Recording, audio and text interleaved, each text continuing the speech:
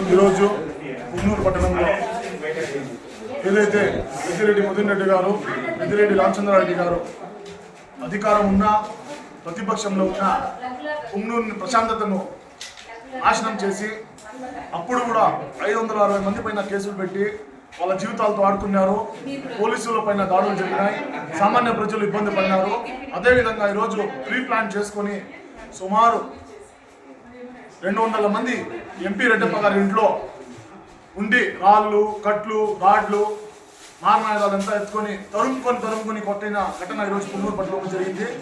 పుంగనూరులో పెద్దిరెడ్డి రామచంద్రారెడ్డి గారు, మిథున్ రెడ్డి గారు చేసిన అన్యాయాలు ప్రజలంతా గమనిస్తున్నారు.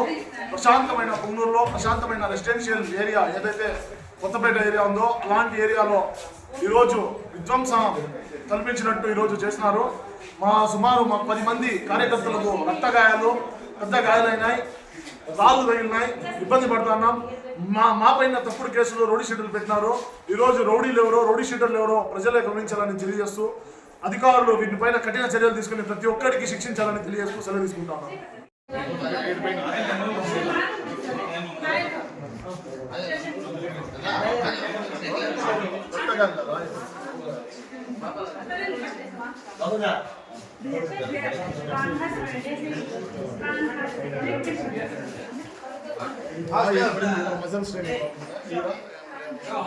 అక్కడ ఎక్కువ తగిలింది చూడండి సార్, అక్కడ తగిలింది ఎక్కువ, పెద్ద రాయితో కొట్టిండేది అక్కడ.